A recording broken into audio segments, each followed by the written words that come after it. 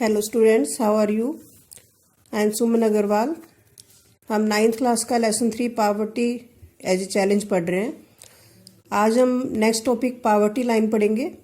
पिछले लेक्चर में हमने सोशल एक्सक्लूजन और वल्नरेबिलिटी के बारे में पढ़ा कि जो सोशल साइंटिस्ट हैं वो जो पावर्टी लाइन का मेजरमेंट कौन से इंडिकेटर्स से करते हैं। तो उसमें हमने पढ़ा था कि इनकम लेवल और कंजम्पशन लेवल जो मेन इंडिकेटर्स हैं। तो आज हम इसी के बारे में पढ़ेंगे कि पावर्टी लाइन का एस्टिमेशन कैसे किया जाता है। तो एज ए यहाँ से हमने पढ़ना है पेज नंबर 31 से 31, 32 और 33 पढ़ेंगे आज हम। तो ये देखो पावर्टी लाइन, यहाँ से हम शुरू कर रहे हैं। At the centre of the discussion of poverty is usually the concept of the poverty line. तो जो पावर्टी का हम डिस्कशन कर रहे हैं इसमें सबसे इम्पोर्टेंट जो बात क्या है, पावर्टी लाइन। मतलब किस चीज़ से हम पता लगाते हैं कि कोई पर्सन पुअर है या नहीं है। A common method use to measure poverty is based on the income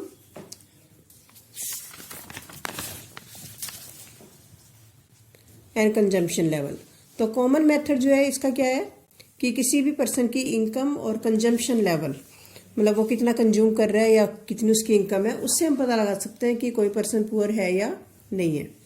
A person is considered poor if his or her income or consumption level falls below a given minimum level necessary to fulfil basic needs. अगर किसी person की जो income जो है उसका जो consumption level, अगर एक पर्सन की जो इनकम है वो उसकी जो बेसिक नीड्स पूरा नहीं कर पाती तो उसको हम क्या कंसीडर करेंगे, पुअर। ठीक है। तो मिनिमम लेवल पे यानी कि जो ज़रूरत की चीज़ें हैं अगर उस पर्सन को नहीं मिल पाती उतने पैसों में तो उसको हम पुअर कंसीडर करेंगे। What is necessary to satisfy basic needs is different at different times and in different countries. लेकिन ये जो पावर्टी लाइन का एस्टिमेशन करते हैं ये कंट्री वाइज और जो एरिया वाइज टाइम वाइज जो है वो डिफर करता है, क्योंकि टाइम के अकॉर्डिंगली जो है वो महंगाई बढ़ जाती है या कंट्री वाइज जो डेवलपमेंट का फर्क होता है। ठीक है। तो देयरफॉर पावर्टी लाइन में very with time and place. इसलिए जो पावर्टी लाइन यानी कि जो अमाउंट हम फिक्स करते हैं कि इससे कम इनकम वाला जो है पुअर है या रिच है, वो टाइम के साथ भी वेरी करता है। ठीक है, क्योंकि टाइम के साथ साथ रुपये की वैल्यू जो है वो कम या ज़्यादा हो सकती है, और कंट्रीज के साथ भी। जैसे यूएसए में पावर्टी लाइन अलग होगी और इंडिया में अलग होगी। Therefore poverty line each country uses an imaginary line that is considered appropriate for its existing level of development and it's accepted minimum social norms. तो हर कंट्री जो है अपनी एक इमेजिनरी लाइन यानी कि इमेजिनरी अमाउंट जो है वो डिसाइड करता है जिसमें कि वहाँ के उस कंट्री में रहने वाले जो लोग हैं वो अपना जो है वो मिनिमम लेवल पे अपना जो गुजारा है वो कर सकें, और वहाँ के लोगों के लिए जो वो एप्रोप्रिएट हो, मतलब उतना अमाउंट जो है उनके लिए सफिशिएंट हो ताकि वो अपना मिनिमम जो लाइफ को सर्वाइव करने के लिए खर्चा कर सकें। For example, a person not having a car in the United states में बी कंसिडर्ड पुअर। एग्जाम्पल के लिए एक ऐसा पर्सन जो यूनाइटेड स्टेट्स में जिसके पास कार नहीं है तो उसको हम पुअर बोल सकते हैं, लेकिन in India owing of A car is still considered a luxury. लेकिन इंडिया में कार जो हम पैरामीटर नहीं बना सकते, कार अभी भी एक लग्जरी मानी जाती है, यानी कि रिच लोग उसको खरीदते हैं, लेकिन यूएसए में ऐसा नहीं है। तो यानी कि कहने का मतलब क्या है कि पावर्टी लाइन के एस्टिमेशन के जो पैरामीटर्स हैं वो कंट्री वाइज चेंज हो सकते हैं, क्योंकि हमारा कंट्री जो डेवलपिंग कंट्री है और यूएसए एक डेवलप कंट्री है। तो यूएसए में कार होना या ना होना जो हम पैरामीटर नहीं बना सकते पावर्टी का, लेकिन इंडिया में बना सकते हैं। ठीक है। While determining the poverty line in India, a minimum level of food requirement, clothing, footwear, fuel and light educational and medicinal requirement etcetera are determined for subsistence. India में हम किसी भी एक पर्सन के सब्सिस्टेंस यानी कि गुजारे के लिए किन किन चीज़ों को जरूरी मानते हैं कि उसकी फूड रिक्वायरमेंट्स क्या है, उसके क्लोथिंग, उसके फुटवेयर, फ्यूल, ठीक है, और लाइट, एजुकेशनल और मेडिसिनल रिक्वायरमेंट, ये सब जो जरूरी चीज़ें हैं वो जो सब्सिस्टेंस के लिए, गुजारे के लिए बहुत ज़रूरी हैं। These physical quantities are multiplied by their prices in rupees. तो ये चीज़ें वो पर्सन जो है कितने रुपीज़ में खरीद सकता है, ठीक है। The present formula for food requirement while estimating the poverty line is based on the desired calorie requirement. तो हमारा जो प्रेजेंट जो खाने में जो कितनी कैलोरी चाहिए उसके बेस पे हम जो है वो फूड की रिक्वायरमेंट्स को डिसाइड करते हैं। Food items such as cereals, pulses, vegetables, milk, oil, sugar etcetera together provide these needed calories. तो किसी भी पर्सन की जो कैलोरीज हैं वो किन से मिलती हैं? सीरियल्स यानी कि अनाज, पल्सेस, दालें, वेजिटेबल्स, मिल्क, ऑयल, शुगर, इन सब चीज़ों को मिला के जो एक पर्सन की जो कैलोरी की रिक्वायरमेंट पूरी होती है। तो the calories needs vary depending on age, sex and the type of work that a person does। तो एक पर्सन को कितनी कैलोरी चाहिए वो किस पे डिपेंड करता है कि वो पर्सन किस एज का है, यंग है या ओल्ड है या चाइल्ड है, या उसका मेल है या फीमेल है, और उसका जो टाइप ऑफ वर्क क्या है, मतलब वो फिजिकल वर्क में इन्वॉल्व है या जो ऑफिस वर्क करता है। अगर ऑफिस में बैठ के काम करता है तो उसकी कैलोरी रिक्वायरमेंट कम होगी। अगर वो फिजिकल वर्क, मान लो फार्मर है, उसकी रिक्वायरमेंट ज़्यादा होगी। The accepted average calorie requirement in India is 2400 calories पर person per day in rural areas. तो रूरल एरियाज में यानी कि जो विलेजेस में जो एक पर्सन की जो कैलोरी रिक्वायरमेंट्स कितनी मानी जाती है? 2400, ठीक है। और 2100 कैलोरीज पर पर्सन इन अर्बन एरियाज। और अर्बन एरियाज में यानी कि शहरों में रहने वाले जो लोग हैं उनकी कैलोरी रिक्वायरमेंट कितनी है? 2100 calories। Since people living in rural area engage themselves in more physical work, calorie requirement in rural area are considered to be higher than urban areas। तो क्योंकि रूरल एरियाज में लोग ज़्यादा फिजिकल वर्क करते हैं, मेहनत का काम ज़्यादा करते हैं, इसलिए वहाँ के लोगों की जो कैलोरी रिक्वायरमेंट है as compare to urban areas ज़्यादा है। यानी कि अर्बन एरिया में रहने वाला जो पर्सन है उसकी कैलोरी रिक्वायरमेंट एक दिन में 2100 कैलोरीज है, जबकि रूरल एरिया में कितनी है? 2400 कैलोरीज। तो the monetary expenditure per capita needed for buying these calories requirement in terms of food grains etcetera is revised periodically taking into consideration the rise of prices. तो ये जो calories वो कितने पैसों में खरीद सकता है? तो मॉनेटरी एक्सपेंडिचर यानी कि जो कितने पैसों में वो कितना पैसा खर्च करके वो जो ये इतनी कैलोरी की रिक्वायरमेंट को पूरी कर सकता है, ठीक है। तो इसको हम पीरियोडिकली यानी कि कुछ समय के बाद रिवाइज कर देते हैं। यानी कि जरूरी नहीं कि जो हमने डिसाइड कर दिया वो हमेशा के लिए रहेगी अमाउंट। ईयर बाय ईयर जैसे जैसे महंगाई बढ़ती है उसका जो अमाउंट है वो चेंज हो जाता है, जैसे जैसे प्राइसेस में राइज होता है। On the basis of these calculations, तो इन कैलकुलेशंस के बेस पे for the year 2009-10 the poverty line for the person was fixed at rupees 673 per month for the rural areas and rupees 860 for the urban areas। तो इन basis पे 2009-10 के according जो poverty line एक person की fix की गई वो कितनी थी? रूरल एरिया में यानी कि गांवों में 673 पर पर्सन, ठीक है, पर मंथ, और अर्बन एरिया में 860 पर पर्सन पर मंथ, ठीक है। डिस्पाइट लेस कैलोरी रिक्वायरमेंट, जबकि हमने ये पढ़ा है कि जो अर्बन एरिया में कैलोरी की रिक्वायरमेंट कम होती है, फिर जो अमाउंट है वो ज़्यादा फिक्स क्यों हुआ है? The higher amount of for urban areas has been fixed because of high prices of many essential products in urban centres. तो क्योंकि शहरों में महंगाई ज़्यादा होती है तो जो ज़रूरी चीज़ें हैं वो एक पर्सन ज़्यादा पैसे खर्च करके जो है वो खरीद पाएगा।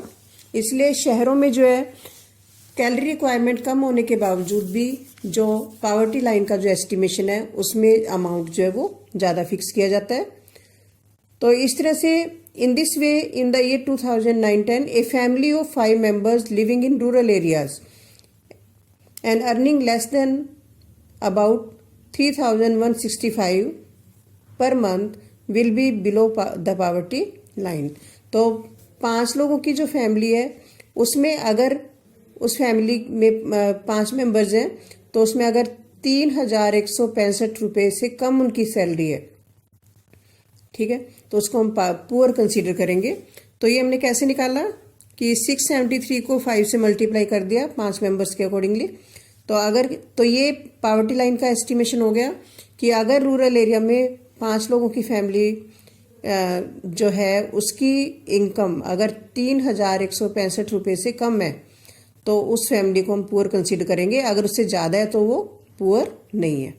ए similar family in urban areas would need a minimum of ₹4,300 per month to meet their basic requirements. तो इस तरह से अर्बन एरिया में 5 लोगों की जो फैमिली है उसकी रिक्वायरमेंट कितनी है 4,300 पर मंथ, यानी कि अगर उस फैमिली की इनकम पर मंथ 4,300 रुपीज़ से कम है तो वो पुअर है, अगर ज़्यादा है तो पुअर नहीं है। The poverty line is estimated periodically normally every 5 years. तो जो पावर्टी लाइन का एस्टिमेशन है वो नॉर्मली 5 सालों के बाद रिवाइज कर दिया जाता है। और कैसे करते हैं? बाय कंडक्टिंग सैंपल सर्वे किए जाते हैं जगह जगह पे। ये जो है सर्वे किया जाता है कि जो यहाँ पे जो फूड के प्राइसेस क्या हैं, एसेंशियल थिंग्स के प्राइसेस क्या हैं। तो these surveys are carried out by the national sample survey organisation. ये सर्वे कौन करता है? नेशनल सैंपल सर्वे ऑर्गेनाइजेशन, जिसकी शॉर्ट फॉर्म क्या है? NSSO। तो नेशनल लेवल पे ये सैंपल का सर्वे किया जाता है, उसके बाद फिर ये 5 सालों के बाद नॉर्मली जो है वो रिवाइज कर दी जाती है पावर्टी लाइन का जो अमाउंट है। However for making comparison between developing countries many international organisations like the world bank uses uniform standard for the poverty line, minimum availability of the equivalent of $1 per person per day। लेकिन अगर हमने international level पे comparison करना है different countries का, तो एक person की एक दिन की रिक्वायरमेंट कितनी है? $1। तो अगर किसी पर्सन की जो इनकम है वो $1 से कम है एक दिन की तो वो पुअर है, वरना नहीं है। तो ये इंटरनेशनल लेवल पे पैरामीटर्स अलग हैं और नेशनल लेवल पे पैरामीटर्स अलग हैं। Why do different countries use different poverty lines? तो different countries different poverty lines क्यों यूज करती हैं? क्योंकि डेवलपिंग लेवल जो है हर कंट्री का अलग अलग होता है। हमारा कंट्री जैसे डेवलपिंग है लेकिन US से डेवलप है, जापान डेवलप है, तो वहाँ के पैरामीटर्स अलग होंगे पावर्टी लाइन एस्टिमेशन के और हमारे कंट्री के अलग होंगे। What do you think would be the minimum necessary level in your locality? तो हम ये सर्वे कर सकते हैं कि हमारी लोकेलिटी में जहाँ पे हम रह रहे हैं वहाँ पे ये जो मिनिमम जो नेसेसरी की चीज़ें हैं जैसे फूड है, क्लोथ है, शूज़ हैं, या जो भी ज़रूरत की चीज़ें सर्वाइवल के लिए, वो कितने अमाउंट में एक पर्सन खरीद सकता है। तो ये एरिया वाइज भी डिफर करता है, ठीक है। तो इस तरह से हमने इस पैराग्राफ में क्या पढ़ा कि पावर्टी लाइन जो कि एक अमाउंट है उसको हम कैसे डिसाइड करते हैं।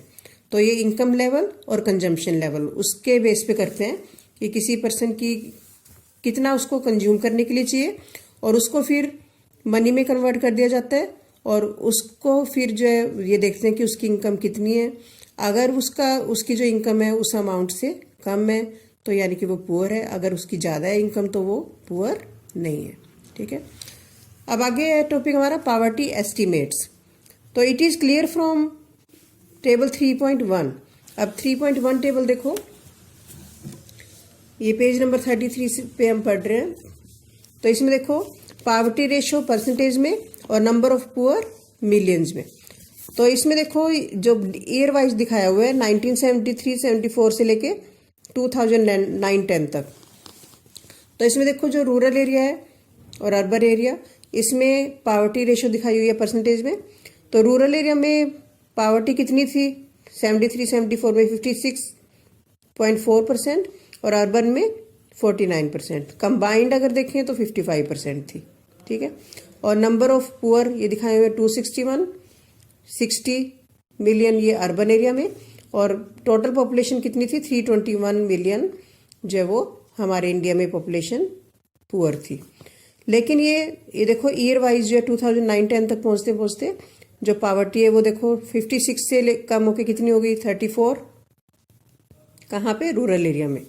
और अर्बन एरिया में कम होकर कितनी होगी 27, और कंबाइंड 30% जो पॉपुलेशन है वो बिलो पावर्टी लाइन है।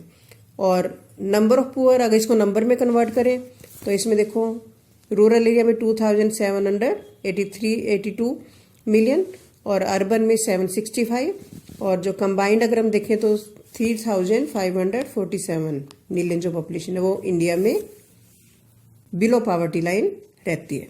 तो इस टेबल को हमने स्टडी किया कि इनके पावर्टी लाइन जो है धीरे धीरे पावर्टी कम हो रही है इंडिया में, रूरल एरिया में भी और अर्बन एरिया में, ठीक है। तो अब देखो ये पावर्टी एस्टिमेट्स ये पढ़ना है हमने। तो it is clear from table 3.1 that there is substantial decline in poverty ratio in India from about 55% in 1973 to 30%, ठीक है। तो इससे हमें यही पता लगा कि जो पावर्टी जो है धीरे धीरे कम हो रही है, और the proportion below poverty line further came down to about 26% in 2000। तो ये जो प्रोपोर्शन और भी कम हो गया, 26% पॉपुलेशन जो है बिलो पावर्टी लाइन है।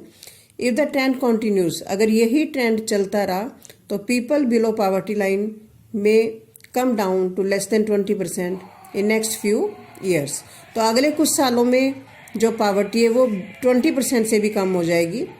Aldous the percentage of people living under poverty decline in earlier 2 decades, the number of poor remained stable about 320 million for a fairly long period।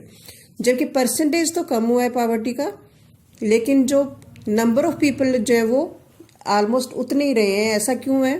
क्योंकि पॉपुलेशन जो है वो कंटिन्यूसली इंडिया की बढ़ रही है।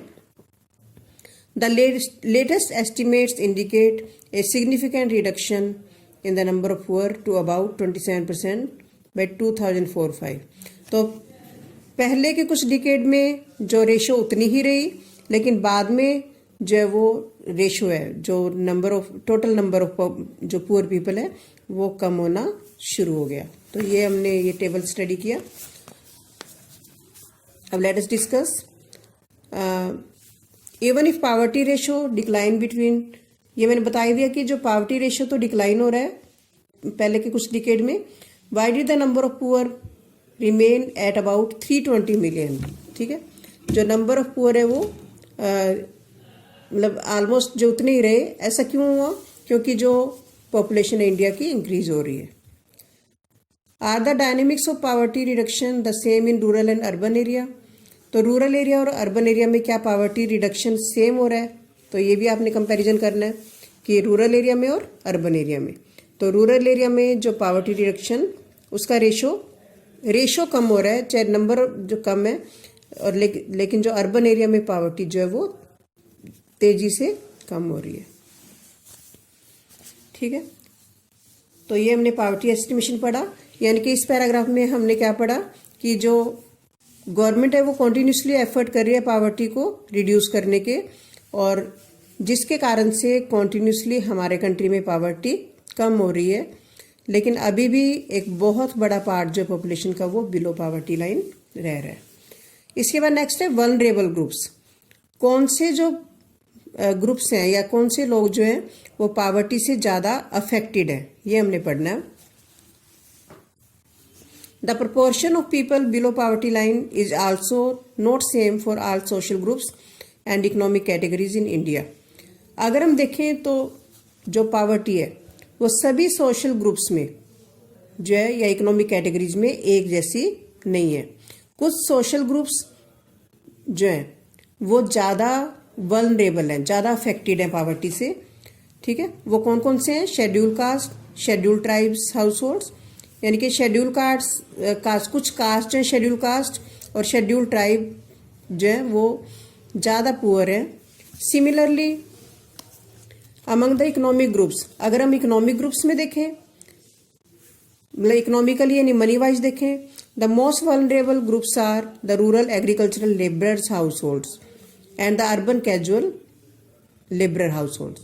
तो रूरल एरिया में जो है वो एग्रीकल्चरल लेबर यानी कि जिनके पास अपनी ज़मीनें नहीं है, दूसरों के खेतों में वो लेबर की फॉर्म में काम करते हैं, वो क्या है, पुअर हैं।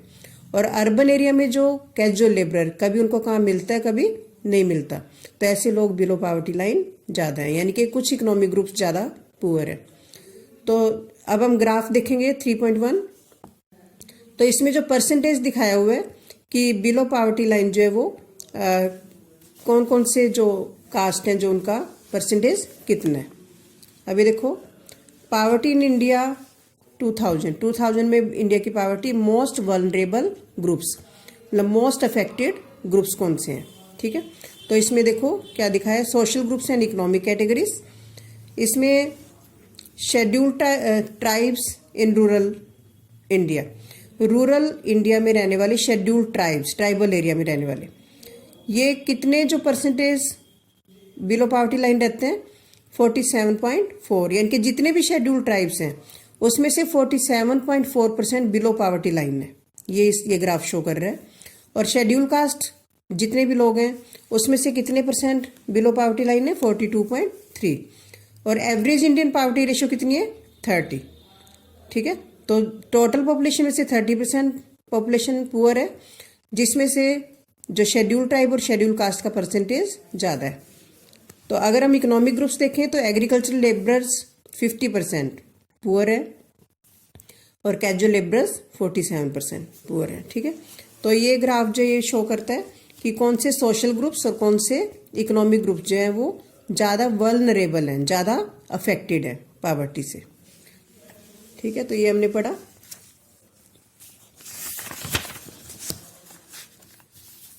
तो इसी को डिस्कस किया हुआ ये तो ये जो है परसेंटेज हमने देखा शेड्यूल कास्ट और शेड्यूल ट्राइब्स का। तो ये सीरियसनेस ऑफ द प्रॉब्लम, तो हमें ये बताती है कि कितनी सीरियस प्रॉब्लम है ये पॉवर्टी की। और some recent studies have shown that except for the schedule tribe households all the other 3 groups, schedule caste, rural agriculture labourers and urban casual labourers, have seen a decline in poverty in 1990s। तो जो studies हमें ये बताती हैं कि schedule tribes को छोड़ के बाकी जो 3 कैटेगरीज हैं, शेड्यूल कास्ट, एग्रीकल्चरल लेबरर्स और जो कैजुअल लेबरर्स हैं, उसमें जो परसेंटेज है पहले से कम हुआ है पॉवर्टी लाइन का। तो apart from these social groups there is also inequality in income with in a family, ठीक है। तो हम जो है के अलावा हम जो है ये भी देखते हैं कि कुछ फैमिली के जो मेंबर्स हैं उनमें से जो कुछ लोग पॉवर्टी से ज़्यादा सफ़र करते हैं।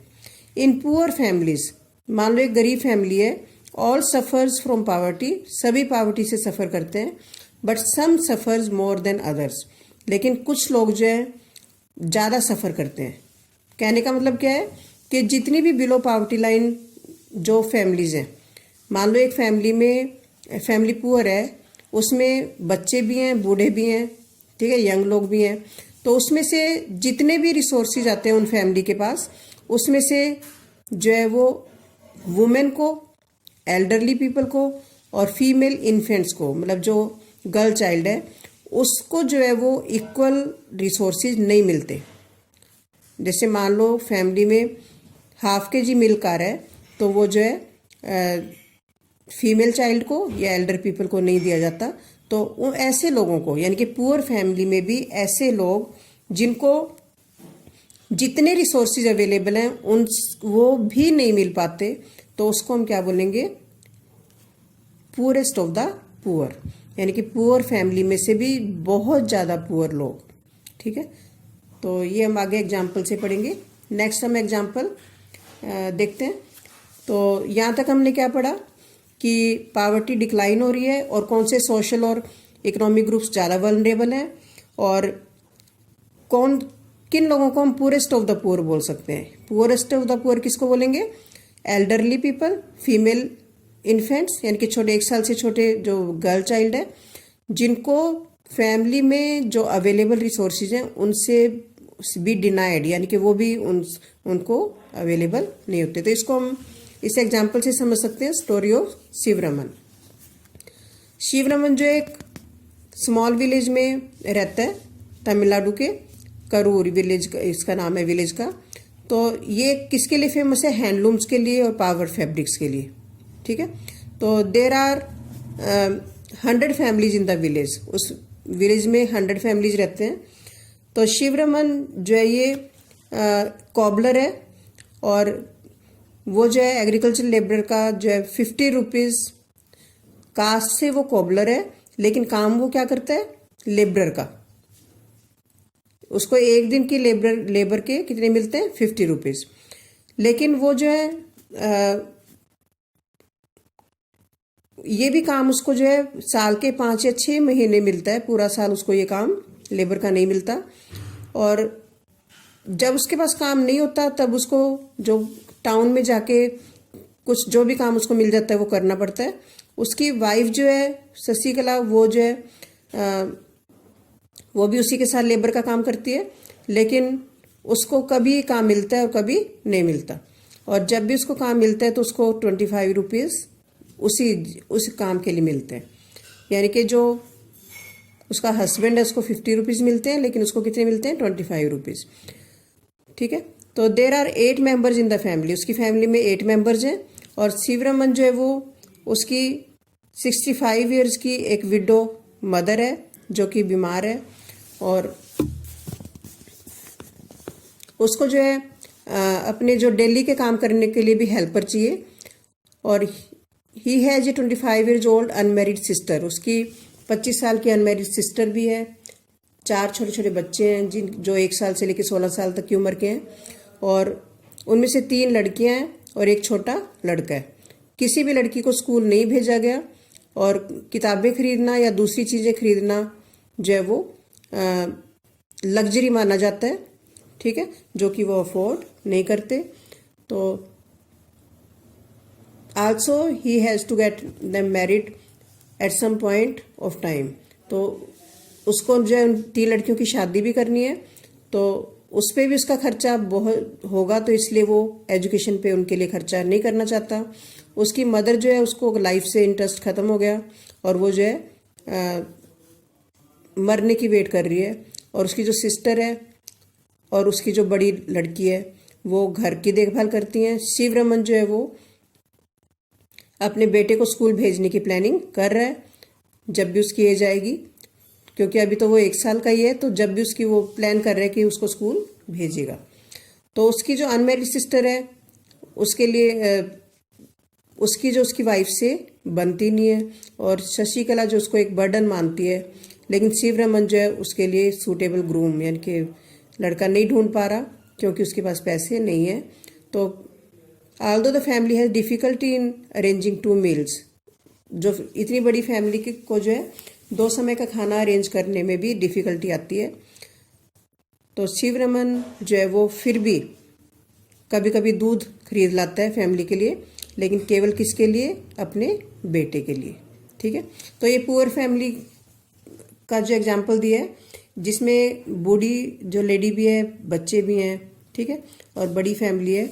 तो इस पे बेस्ड ही देखो question, which social and economic group do they belong to? Social group क्या है? वो कॉबलर है, और इकोनॉमिक ग्रुप क्या है उसका? Labour class. यानी कि अगर कास्ट वाइज देखें तो वो कॉबलर है शिवरमन, और अगर वो काम के क्या करता है? लेबर का, ठीक है। Who are the earning members in the family? Earning members कौन है? शिवरमन और उसकी wife. What is the condition of old people in the family? Old people यानी कि जो उसकी मदर है उसकी कंडीशन क्या है? ज़्यादा अच्छी नहीं है, ठीक है। उसकी अच्छे से केयर नहीं होती, और उसकी जो मेडिकल केयर के लिए भी उनके पास पैसे नहीं है। Are all children boys and girls attending school? तो सभी बॉयज़ और गर्ल्स क्या स्कूल अटेंड कर रहे हैं? नहीं। जो 3 बड़ी लड़कियां हैं उनको स्कूल नहीं भेजा गया, लेकिन जो लड़का है उसको स्कूल भेजने की प्लानिंग चल रही है। तो इसमें इस पैराग्राफ में पूरेस्ट ऑफ द पुअर कौन है? जो गर्ल चाइल्ड है और जो एल्डर यानी कि जो बूढ़ी जो लेडी है वो इस पुअर फैमिली में भी ज़्यादा सफ़र करते हैं। तो वो क्या है, पुअरेस्ट ऑफ द पुअर। तो आज के वीडियो में हमने ये पढ़ा, इतना ही पढ़ेंगे आज हम। तो नेक्स्ट टॉपिक हम इंटरस्टेट डिस्पैरिटी नेक्स्ट चैप्टर में पढ़ेंगे। Thank you.